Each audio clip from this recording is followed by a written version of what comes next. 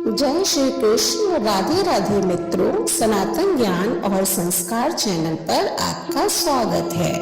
पौराणिक मान्यताओं के अनुसार भाद्र मास के कृष्ण पक्ष की अष्टमी तिथि को भगवान श्री कृष्ण का जन्म हुआ था और श्री कृष्ण जन्माष्टमी के 6 दिन बाद छठी मनाई जाती है।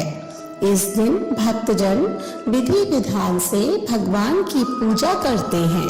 तो आइए जानते हैं कन्हैया लाल की छठी कैसे मनाई जाती है और लड्डू गोपाल की कथा क्या है। कन्हैया जन्म यानी कि जन्माष्टमी के 6 दिन बाद छठी बड़ी धूमधाम से मनाई जाती है।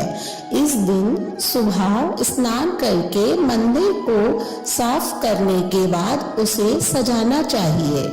इसके बाद सबसे पहले कान्हा जी को सुबह के समय पंचामृत से स्नान कराएं।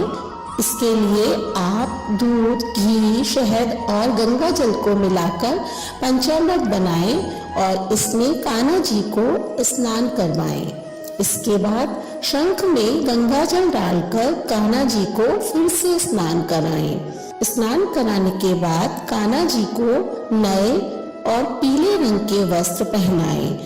उनका पूरा श्रृंगार करें व मोर मुकुट पहनाएं। इसके बाद कान्हा जी को नजरिए यानी कंगन और करधनी जरूर पहनाएं। कान्हा को घर का बना काजल भी लगाएं। श्रृंगार के बाद कान्हा को मिश्री और माखन का भोग लगाएं। इस दिन घर में कढ़ी चावल का प्रसाद अवश्य बनाना चाहिए और कान्हा जी को उसका भोग लगाना चाहिए।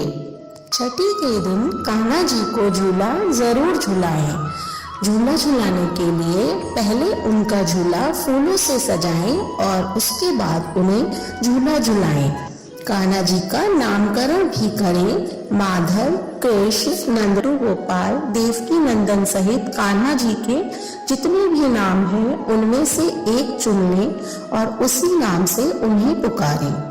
छठी महोत्सव पर ठाकुर जी के चरणों में अपने घर की चाबी सौंप दें और उनसे प्रार्थना करें कि अब आप ही इस घर के स्वामी हैं। घर पर आपका स्नेह और कृपा सदा बनी रहे। छठी पर कान्हा का कीर्तन अवश्य करें। ओम नमो भगवते वासुदेवाय नमः का जाप करते रहें। छठी के दिन विधि विधान से पूजा पाठ करने से भगवान श्री कृष्ण प्रसन्न होते हैं। छठी के दिन लड्डू गोपाल की कथा पढ़नी चाहिए। तो आइए सुनते हैं शुभ फल देने वाली लड्डू गोपाल की कथा। पौराणिक कथा के अनुसार भगवान श्री कृष्ण के परम भक्त कुम्भन दास थे। उनका एक बेटा था रघुनंदन। कुम्भन दास के पास भगवान श्री कृष्ण का एक चित्र था जिसमें वह बांसुरी बजा रहे थे। कुम्भन दास हमेशा उसकी पूजा में ही लीन रहते थे। वह अपने प्रभु को कभी भी कहीं छोड़कर नहीं जाते थे। एक बार कुम्भन दास के लिए वृंदावन से भागवत कथा के लिए बुलावा आया। पहले तो कुम्भन दास ने उस भागवत कथा में जाने से मना कर दिया, परंतु लोगों के आग्रह करने पर वे जाने के लिए तैयार हो गए। उन्होंने सोचा कि पहले वे भगवान श्री कृष्ण की पूजा करेंगे, इसके बाद वह भागवत कथा कर अपने घर वापस लौट आएंगे। इस तरह से उनका पूजा का नियम भी नहीं टूटेगा। कुम्भन दास ने अपने पुत्र को समझा दिया कि मैंने भगवान श्री कृष्ण के लिए भोग तैयार कर दिया है, तुम बस ठाकुर जी को भोग लगा देना। इतना कहकर वह वहां से चले गए। कुम्भन दास के बेटे ने भोग की थाली ठाकुर जी के सामने रख दी और उनसे विनती की कि वह आए और भोग लगा लें। रघुनंदन मन ही मन ये सोच रहा था कि ठाकुर जी आएंगे और अपने हाथों से खाएंगे जैसे सभी मनुष्य खाते हैं। कुम्भन दास के बेटे ने कई बार भगवान श्री कृष्ण से आकर खाने के लिए कहा, लेकिन भोजन को उसी प्रकार से देखकर वह बहुत निराश हो गया और रोने लगा। उसने रोते रोते भगवान श्री कृष्ण से कहा कि भगवान आकर भोग लगाइए। उसकी पुकार सुनकर ठाकुर जी ने एक बालक का रूप रखा और भोजन करने के लिए बैठ गए, जिसके बाद रघुनंदन के चेहरे पर मुस्कुराहट आ गई। वृंदावन से भागवत कथा करके जब कुंभन दास घर लौटा तो उसने अपने बेटे से प्रसाद के बारे में पूछा। रघुनंदन ने अपने पिता से कहा कि ठाकुर जी ने सारा भोजन खा लिया है। कुंभन दास ने सोचा कि अभी रघुनंदन नादान है, उसने सारा प्रसाद खा लिया होगा और डांट की वजह से झूठ बोल रहा है।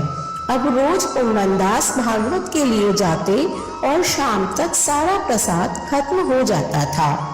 कुंभन दास को लगा कि अब उनका पुत्र कुछ ज्यादा ही झूठ बोलने लगा है, लेकिन उनका पुत्र ऐसा क्यों कर रहा है। कुंभन दास ने इस बात का पता लगाने के लिए एक दिन लड्डू बनाकर थाली में रख दिए और दूर छिपकर देखने लगे। रघुनंदन ने उस दिन भी रोज की ही भांति ठाकुर जी को आवाज दी और ठाकुर जी एक बालक के वेश में कुंभन दास के बेटे के सामने आ गए। रघुनंदन ने ठाकुर जी से फिर से खाने के लिए आग्रह किया, जिसके बाद ठाकुर जी लड्डू खाने लगे। कुंभन दास जो दूर से इस घटना को देख रहे थे, वह तुरंत ही आकर ठाकुर जी के चरणों में गिर गए। ठाकुर जी के एक हाथ में लड्डू और दूसरे हाथ का लड्डू जाने ही वाला था, लेकिन ठाकुर जी उसी समय वहीं पर जमकर रह गए। तभी से लड्डू गोपाल के इस रूप की पूजा की जाने लगी। छठी के दिन इस कथा का पाठ करने से कन्हैया जी बहुत प्रसन्न होते हैं और श्रद्धालुओं की सारी मनोकामनाएं पूर्ण करते हैं। तो ये है ठाकुर जी की लड्डू गोपाल नाम पढ़ने की कथा। छठी के दिन आप भी विधि विधान से कान्हा जी का पूजन करें और भोग लगाएं व लड्डू गोपाल की कथा अवश्य पढ़ें। ठाकुर जी आपकी सभी मनोकामनाएं पूर्ण करेंगे। जय श्री कृष्ण, राधे राधे। श्री कृष्ण से संबंधित और वीडियोस देखने के लिए डिस्क्रिप्शन बॉक्स में दिए गए लिंक पर क्लिक करें। अगर आपको हमारी वीडियो अच्छी लगी हो तो हमारी वीडियो को लाइक करें और चैनल को सब्सक्राइब करें। धन्यवाद।